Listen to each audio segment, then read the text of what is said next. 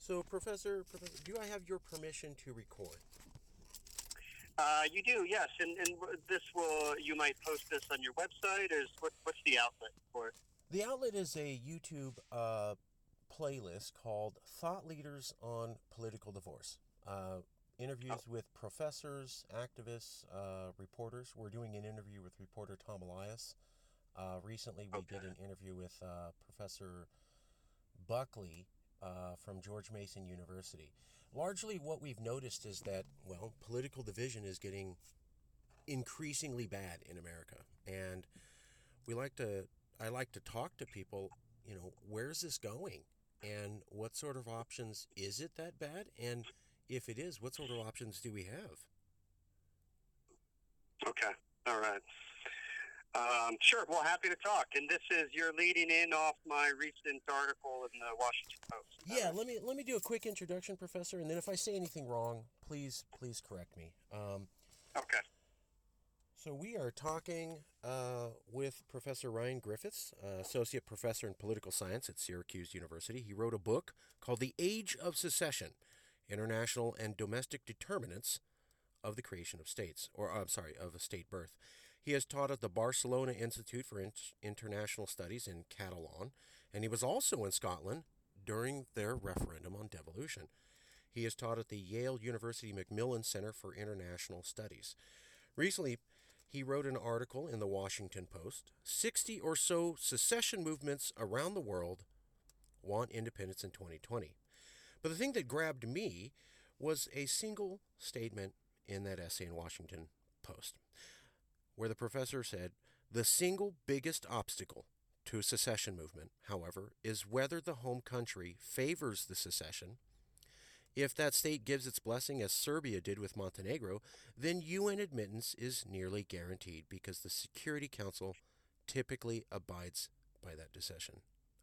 Professor, anything I got wrong with the introduction? Any accolades you would like to make sure that we cover so people have the right impression about your background?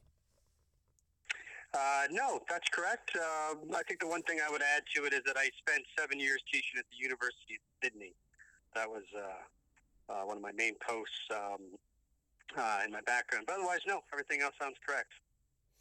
Okay. Okay.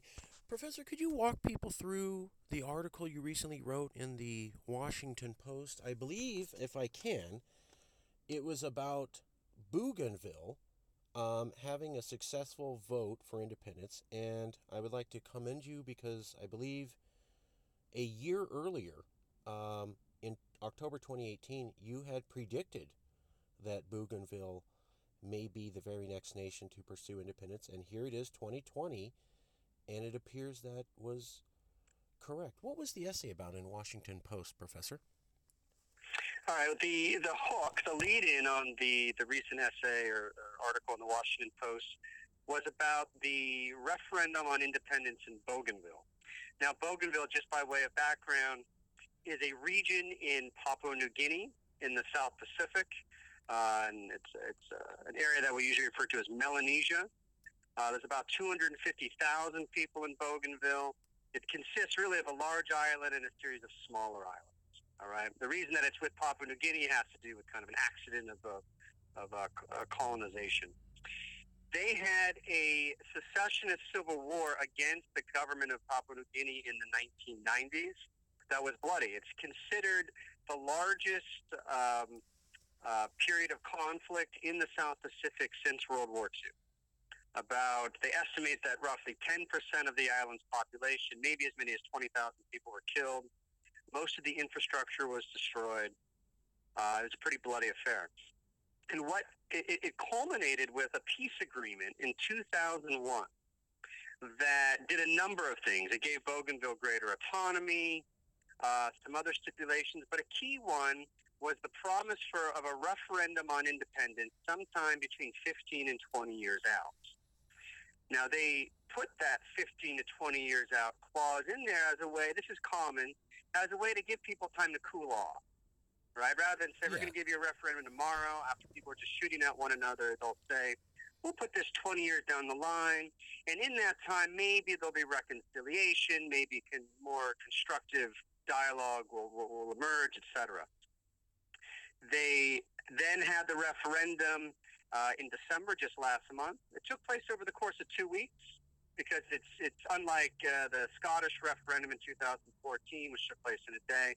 It's not easy to carry out a referendum in Bougainville. There's a lot of more isolated communities, but it was a very international affair. I have colleagues who were there, who were bystanders, who were witnessing it, making sure that everything was legitimate. The outcome was that nearly 98% of the island population, or I should rather say the people who voted, voted for complete independence. Option 2 was for greater autonomy, and that got roughly 2% of the vote. So just as a quick additional bit of background there, the referendum is non-binding. So now it goes to the Parliament of Papua New Guinea to decide what to do. But given that, the legitimacy that surrounds it and the prospect that if they deny the outcome, that violence may well be reignited, most people look at this and say that they're going to go ahead and permit independence.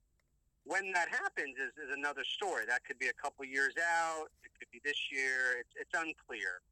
But it looks like they are getting through what I, in the article, refer to as the narrow gate into the sovereignty club. Difficult. You have all these secessionist movements around the world. Many of them are much more well-known than Bougainville, Catalonia, Scotland, Iraqi Kurdistan. Many of them are much more viable economically than Bougainville or have bigger populations. But getting into that club of sovereign states is very difficult. And yet Bougainville, which most people, particularly outside of the South Pacific, can't even locate on a map, may well be the next country to get into it. One of the things you had mentioned was that, so you have this violent independence movement, and no one's suggesting violence. They did that, and it did get them to the point where they got to have a vote. And I think you were saying that they have the vote. Chances look good that the larger government will, when they go and, so they have a vote amongst their people saying they want to become independent. They now have to go to the larger government and ask for permission to leave. And I think you said experts think that it's likely the government will let them go because, they had kind of sort of have this agreement. That's right. That's the expectation. It's not, and nobody's certain that that's the case. But that is the expectation. There's a lot of legitimacy that surrounds it. This has been coming on for 20 years as part of a peace agreement. If they just outright denied it, that may lead to another violent conflict. So there's just a lot of momentum toward them accepting it. And then moving forward with it, there'll be a lot of negotiations after that to try to figure out how to carry this out. And there always are with any sort of secession, particularly if it is somewhat amiable, right? If it's somewhat negotiated, then the emerging state has got to negotiate all kinds of things. Debt restructuring, maybe where a new border will be drawn, citizenship rights for people who, from the region, who are in the larger part of the state and vice versa. There's all sorts of little legal issues you'd have to work through. What grabbed me was, like you said, it's really hard to become a nation. Meaning a real nation, meaning, as I understand, under international law, the key thing you have to get, maybe you got an army, maybe you have this or that, or defensible borders, but if you don't have international recognition, basically a lot of other nations who are recognized nations saying, I see you as a nation, I recognize this, then you don't really get to be a nation. And I think what you were saying in the essay was Bougainville has a chance to become a real live nation because it's likely that the home government will peacefully allow this vote to happen. They'll negotiate it, and if you have a negotiated settlement with the home government, and I believe you called the rump state, I could be getting that wrong, that very likely, if the home government says it's okay for you to go, very likely that new state will get international recognition. Am I summarizing your position fairly, Professor? That's correct. That's right. So it's not that they become a nation. In a sense, we could say that any of these independence movements are already a nation. But to become a sovereign state, right, that is a recognized, internationally recognized sovereign state, that requires recognition. Now, in the post-1945 period, since World War II, the way the hallmark of international recognition is being a full member of the United Nations. Right? That's kind of like being in the Parliament of States. Okay. Right? And any independence movement out there wants to be in that. Now, sometimes they can't get in it, and they sort of function like states. Northern Cyprus is an example, Somaliland, but they really want to get into it. And in some other cases, you have some states that everybody knows is a state, but they withhold their full membership. Switzerland didn't actually join the UN until, I think, 2002, and it did that for political reasons. But for the most part, any of these movements we're talking about, see, the brass ring of becoming a state is to join the UN. But to get into the UN, there's an admissions process, all right? And the way that works is that you actually put in an application, right? You submit it to the United Nations. I've seen rejected applications from different independence movements that I've done interviews with or field work with. And if it goes to the UN, what the UN does is they put together a committee to evaluate that application, and they draw on personnel from the Office of Legal Affairs and the Secretariat. And they look at the applicant, and one of the things they try to figure out is this a state? Does this really seem like a state? All right? Now, that's kind of a weird question. You're trying to decide if they should be recognized as a state by looking to see if they're already a state. It seems kind of like a circular argument. But what they do is they go and ask around. They go and see what other recognized countries think of this applicant. Oh, okay. All right? Okay. They go and say, are the Catalans, do you think they, blah, blah, blah, do you think they count? Do you think the Bougainvilleans count, etc.? And if there's enough support, at least a bit, then they give it to the Security Council. This is a key moment. Right? The Security Council, they're like the gatekeepers. And that consists of the permanent 5 members, right? That's the U.S., the U.K., France, China, and Russia, right, and the 10 revolving members. And they have a vote in the Security Council. 3/5 of the Security Council has to approve the application, right? That's 10 of the 15 at least. And, crucially, none of the permanent 5 members can veto. If any one of them, if China says no way, then that application is rejected, all right? And if the application gets approval of the Security Council, it then goes to the General Assembly, which has a vote. But the General Assembly usually just kind of rubber stamps what the Security Council has done. So what that means then is that an application is a very political process. Very political. And there's a kind of a status quo bias in it, which is that when these states are deciding whether or not they're going to go ahead and admit this applicant into their club, and it really is a club, right? If they're going to admit that state in, they look to see first what the home state says about it, all right? And if the home state says, this is fine, we've agreed to it, we're negotiating, then you're almost always going to get in because everybody kind of abides that, right? They abide the sovereignty of the home state, and they say, all right, they've given their blessing, we can go ahead and proceed to recognize this applicant. In some cases, the Security Council or some members have gone around the wishes of the home state, but that's difficult. Bangladesh got support before Pakistan gave its blessing.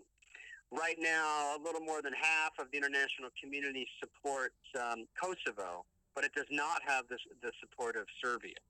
And partly as a result, it has not gotten through the Security Council. Because a lot of people, particularly Russia, say we're not going to accept this application because the home state Serbia doesn't give its blessing. Right. And so, also in return, you have Abkhazia and Abkhazia, which Russia and a few countries recognize, but America and other countries don't recognize. So they too get to be in the same limbo as Kosovo.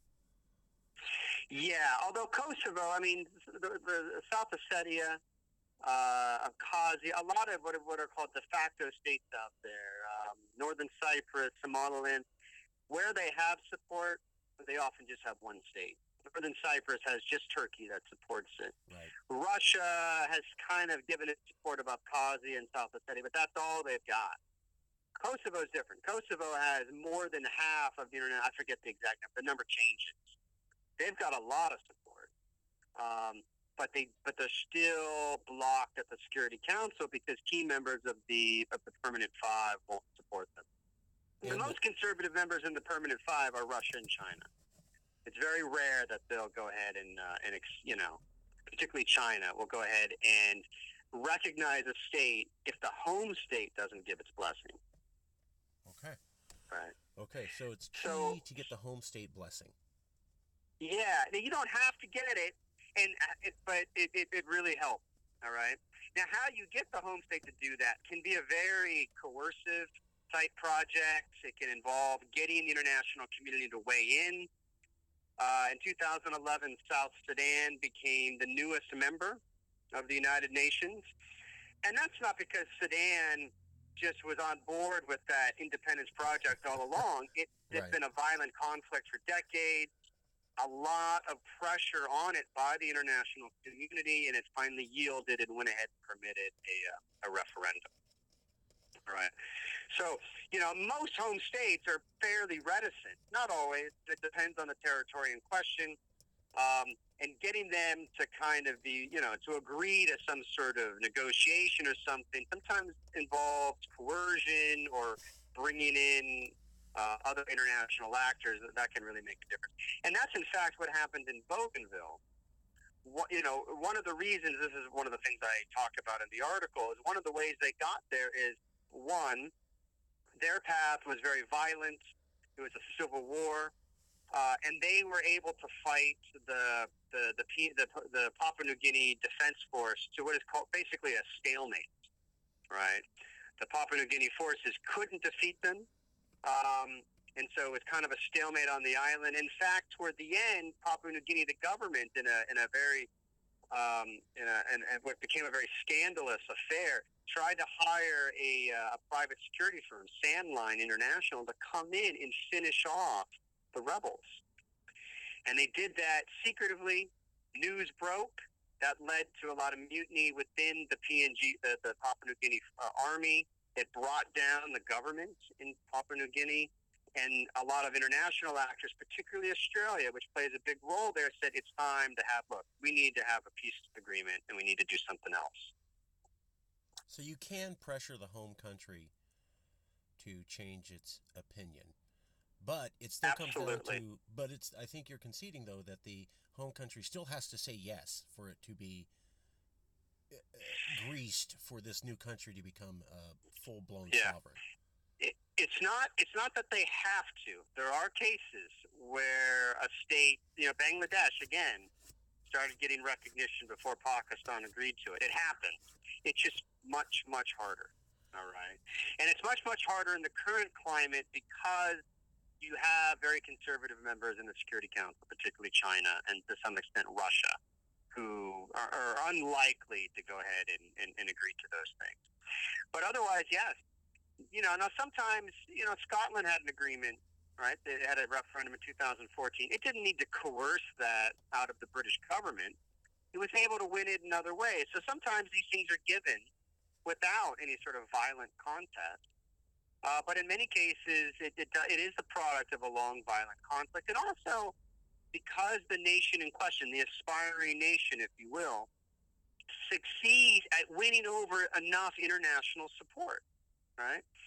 So I mentioned in the article in the Washington Post. So so I have a book coming out in a year which talks about what I call the sovereignty game. It's all these independence movements playing this game of trying to become recognized.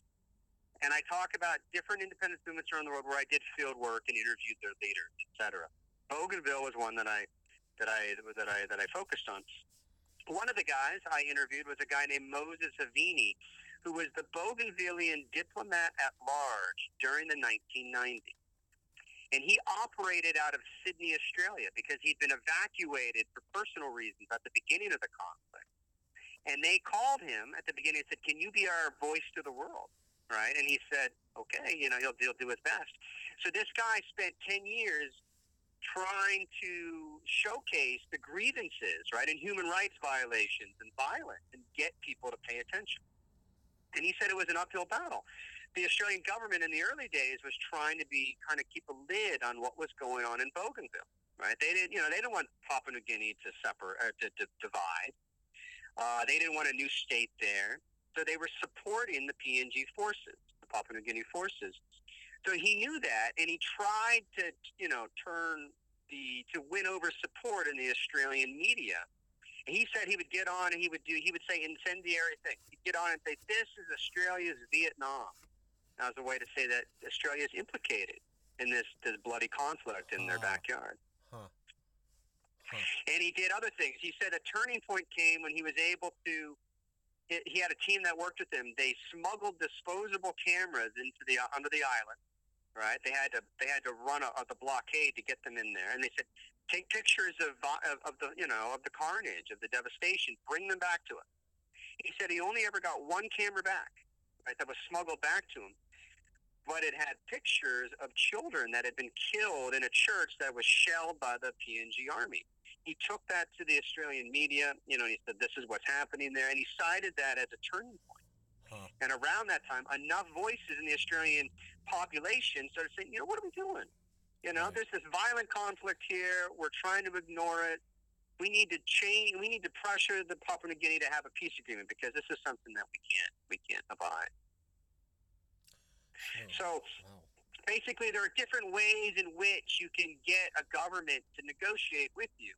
There's a very violent path, which is not a path that anybody should take lightly, and it's not probabilistically one that is any more likely to succeed. But in some cases it does, because it leads to a lot of carnage and human rights abuse and a stalemate, and eventually maybe the government will negotiate for some reason. Well, I want to ask you a big question about independence movements now in secession. But before I do that, before I get to the big question, I'd like to take back to, I think, October 2018. You and I were on an interview about a year ago, and we had talked with, I believe, Jeff Deist of the Mises Institute and a member of the Texas Independence Party and a few other people. And it was on the topic of CalExit. Now, you did not take a stance supporting it at all. You were simply there to provide background information. But I'd like to ask your permission about what another professor has said recently. So I was able to interview Joseph Huddleston. He's a professor at the School of Diplomacy and International Relations at Seton University. And he said something that seems to back up what you're saying in the Washington Post article, which is what I'd like to ask you. I think if California gets permission from the federal government to leave, then the rest of the world would likely recognize them. And usually in cases once the host state decides to let a territory leave, the rest of the world doesn't have a problem with that. Is in a hypothetical, and I know this is exceptionally hypothetical, but does the rules that apply to Bougainville, would they apply to hypothetical situations here in America? Where if theoretically the Congress said, okay, we all agree, here's a peaceful vote, would that state be able to get international recognition because America legally and peacefully said okay? Yes. I don't see any problem there at all. In fact, I see less of a problem for California being recognized in that way than I would Bougainville. Because one issue that is raised sometimes in the conversation about Bougainville right now is about, its economic viability. Will it require some support from other countries, et cetera? You get these other kinds of issues that arise. I don't see that happening with California. California has the 8th or 9th biggest economy in the world. The state that would be giving its blessing is the United States, right? So, right. So as a hypothetical, yes, there's a lot of things that build to that hypothetical about the United States Congress agreeing to it. We can put all that aside for a moment and just say, if it did, if the federal government basically agreed to a separation by California and it was deemed legitimate and it had been arrived at through what would almost certainly have to be some sort of very democratic process. Of course. Yeah, I don't see any problem there at all. Okay. That was great. Okay, now I'd really like to ask you the big controversial question. This is something that I've been paying attention to. I have not seen really anybody in Western press bring this up, and maybe I'm just getting it wrong. I'd like to tell you a story about a place called Catalonia that you're familiar with, and then another place called Hong Kong. Now, in both of these countries, as I understand, are part of a government that has a constitution saying you can't secede. Both of them held the vote to secede, and then the home government in both cases responded with repression. Police coming into the streets, beating people up. The thing that gets me is I see America, rightfully, and the Western world saying, if the Hong Kong people want democracy, that's awesome. They should have a right to vote and protest, and I totally support that. The government of China saying, yeah, but the two states agreement you signed says you can't secede, and then if you do this, we're going to arrest your leaders, and we're going to send the police in the streets and beat people up and threaten them. And the Western world rightfully condemns that. What I'm confused by, Professor, is that in Catalonia, I recall, the Spanish Constitution says you can't secede. The government threatened to arrest their leaders. They sent police into the streets. They literally cracked people in the head for voting who were peacefully protesting. And they had SWAT teams go, point machine guns at people's face and say, give me your ballot box or I'll shoot you. Why does the Western world not seem to condemn Catalonia as much as they do Hong Kong, or am I just missing it? Well, I mean, I think, look, every independence movement is its own sort of universe, right? They all have their own kind of context. Hong Kong, I actually, in my own work, I don't really regard Hong Kong as there's an independence movement there now, but I don't really regard what's going on there at the moment as predominantly an independence movement. They're just trying to maintain a certain form of autonomy that is being chipped away. Fair. I see it as quite different than what's going on in Catalonia. Now, so Catalonia, which I know more about, that's also something that features in my book, and I spent a lot of time there interviewing the people. I think that, the independence leaders there, one of the things they were aiming to do, some of them, right, and I have people on record telling me this, was to create tension and conflict with the Spanish government. All right. And when I say conflict, I don't mean that they wanted to put AK-47s in the hands of young 16-year-olds, something like that.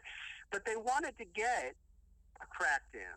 They wanted to get the Guardia Civil coming in, and doing stuff that doesn't look like what we would expect to see in a modern democracy. All right. Okay. Because the Spanish government was very, was adamant that they're not going to negotiate. And during that time, the Prime Minister, Mariano Rajoy, was, he was from a very conservative Spanish party, and he was not negotiating at all.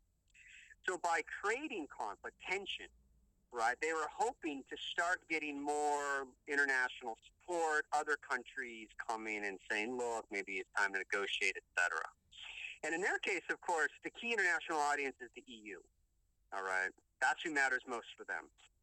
And I don't think the Catalans ever thought that they were going to try to get independence without Spain eventually giving its blessing, right? If Spain didn't give Catalonia its blessing, I don't think they're ever going to get into the Security Council, at least not in the near future. They were hoping to get Spain to eventually negotiate somehow, right? Maybe by twisting their arm. And if they can get international actors, Germany, Angela Merkel on the phone saying, look, it's time to negotiate, that can really make a difference. And if you look back, when they had that referendum that was, it was an illegal one in the sense that it wasn't sanctioned by the government.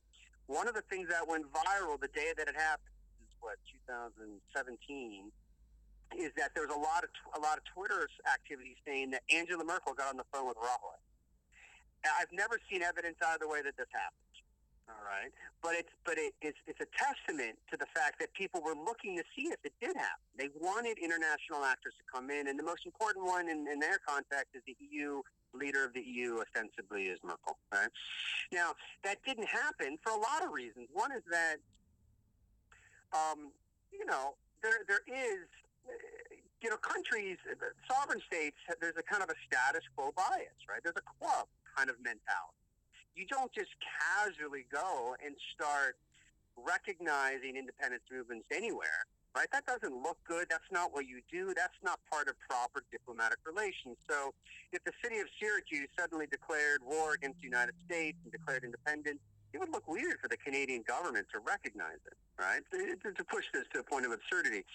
So for Germany or France or the UK to suddenly say, hey, look, we recognize Catalonia, that's difficult to do. And a lot of things would have to happen for them to begin to do that.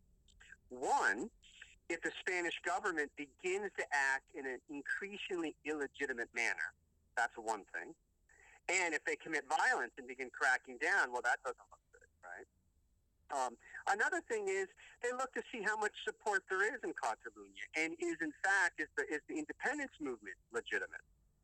And it's not clear that the independence movement was completely legitimate. They did a lot of things that seem right, but they were also breaking the law in various ways. And they also only had roughly 50% of the population on board in the first place. If they had 95% of the population on board, if they had 98, like Bougainville currently has, apparently, I think things would have gone far, far differently. All right? But when you're launching an independence thing and you're protesting and you're stopping, you're getting into nonviolent civil resistance, and it's not clear that you have the majority of the population, it doesn't play as well. So it's a murky area, and that's not to say that I think that countries shouldn't have intervened or at least pressured the Spanish government, but I can understand why they were reticent to do so. I think in the case of China and Hong Kong, it's different. I have to admit here, I don't know the issues in Hong Kong as well as I do in Catalonia, but I think you have different issues going on there. One is that you just have the Chinese state, which, although immensely powerful, is known to be, in a more autocratic government.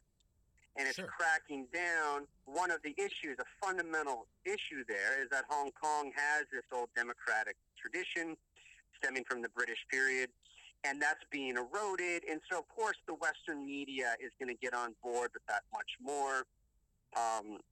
And I just don't think that, in Catalonia, it played out in quite the same way, despite the fact that the independence leaders wanted it to play out that way, or at least many of them did. Well, that's a good answer. I don't see people talking about it. For me, what I saw was a grandmother literally got cracked in the head, blood running everywhere, and she has a vote ticket in her hand, and that was what she did wrong. And America didn't condemn it. The Senate didn't condemn it. England didn't condemn it. And now we look forward to Scotland. And Scotland saying, well, England, if you're going to vote for Brexit, we want to have a vote to leave too. Because you told us you were never going to leave Europe. And now that you did, we should have a second vote. And then you have the Prime Minister of England and the Queen coming out in a democracy saying, you don't get a vote on your future. And I'm just wondering if in Europe, the quiet from European leaders about violently repressing a vote created a condition where it allows other European leaders to say, oh, did you want to have a vote on the government that you get to be part of, the self-referendum? No. And yet still call themselves democracy. Is this a trend? Or are these just isolated events? Well, I think my sense, right, and, this is all still new in the sense that it's only a few years old, is that there's probably a little less appetite right now for giving these sort of sweeping referenda that can change things. And I think Brexit is actually the big catalyst for that, all right? It's even the Scottish referendum, that got a lot closer than anybody expected. Certainly David Cameron, when he agreed to it, did not think that it would get as close as it did.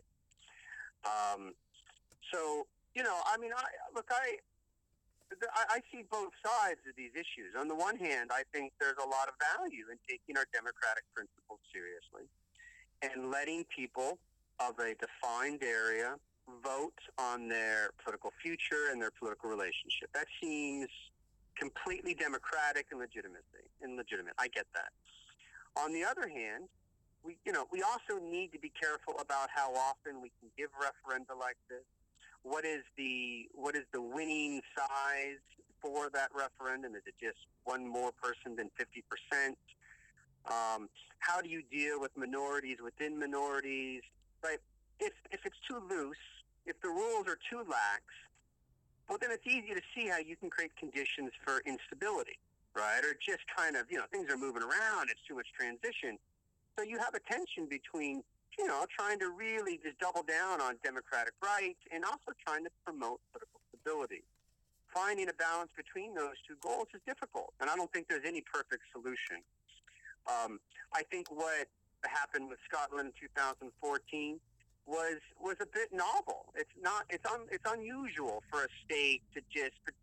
Lots of states let groups have independence referenda, but it's usually a group that far off or maybe a former colony or something. It's not really part of the core. For the British government to let Scotland have a referendum was surprising. And I think because it was close, and then in the wake of Brexit, which has obviously been, whether you're for or against Brexit, it has been very destabilizing. It's alerted people to the conditions and the problems with having these sorts of things. So I don't think after the Scots lost, after the Scottish National Party lost the referendum, that people expected that this would come up again for a generation. That was the word on the streets then. I remember being there, and people would say, well, you know what, this is a generational thing. And a lot of people said, that's fair. It's, we shouldn't be able to have this every year. Let the next generation vote on their future, and that sounds right. But then, of course, Brexit happened. And as you pointed out a few minutes ago, the Scots have voted disproportionately for staying in the EU. So now I think they have a good argument for why they should have another referendum sooner rather than later. And the day after the Brexit vote, the leader of the SNP in Scotland, Nicola Sturgeon, brought that out very, very smartly. She said right away, this changes the conditions of our relationship with the UK. So she's been playing that game ever since the referendum on Brexit. And so I think Scotland will probably get that again, but of course the British government is trying to hold that at bay. I don't know how long they'll be able to do that, particularly since they also have a problem in Northern Ireland, which may even be the more pressing one for them. I hope so. I found the silence throughout the Western world on brutal repression of people who wanted to vote in a part of Europe to be shocking to me, especially at a time when the Western world is criticizing other countries about not being democratic enough. And then I see what appears to be an exceptionally harsh reaction by elected leaders in England. You don't get a vote. I really hope Europe doesn't do that. I feel that it will be very difficult for the West to tell other countries the values, and they need to step up their game on being democracies when we maybe emerge into a pattern of denying people the right to vote ourselves. Yeah, I should say, just to weigh in on that last part, I think as far as these things go, and as far as government response, the British government has set a pretty good example in how it's responded to Scottish nationalism in the last 5-6 years. That doesn't mean they've done it perfectly, but the fact that they gave that referendum, and were and by all appearances ready to agree to it, was something. And I know that they've said you're not going to get it anytime soon, but these are difficult things. So I'm sympathetic. Well, I'm sympathetic to both sides on that, the British government and, of course, the Scottish nationalists. But even in the case of Spain, there's a difference between, a civil war in Bougainville that killed 20,000 people and some fisticuffs between Spanish police and voters during the 2017 referendum. I think it was a mistake for the Spanish government to send in the Guardia Civil, or at least to do it in a way that led to some people getting pushed around. A good friend of mine was there to observe votes, and he got thrown down. He wasn't even voting. He's from another country in Europe, and he was thrown down and was shocked at how forceful they were. So that was not a good move by the Spanish government or whatever individuals who permitted that to happen. But you also have to recognize that tensions are going to arise in a situation like that. And of course, the Catalan secessionists, some of their leaders knew that. They're pushing them, right? You're trying to create conflict. You're trying to get in somebody's face, in this case, the Spanish government, and get them to lash out and then say, look what they're doing. So, this goes both ways, right? And now, I'm also sympathetic to the Catalans who really want independence. They wanted a vote. They wanted a negotiation. The Spanish government said no, so they're pushing them to try to do something and overreach. It's complicated business. But I guess I'm just trying to say here I'm sympathetic to both sides of it. Okay. Okay, professors, last couple minutes. How can people get a hold of you? Is there a website you like to plug? You have a new book coming out. How can people get a hold of that book? Sure. Well, thank you for asking. I appreciate that. First of all, I do have a website. It's www.ryangriffiths.com.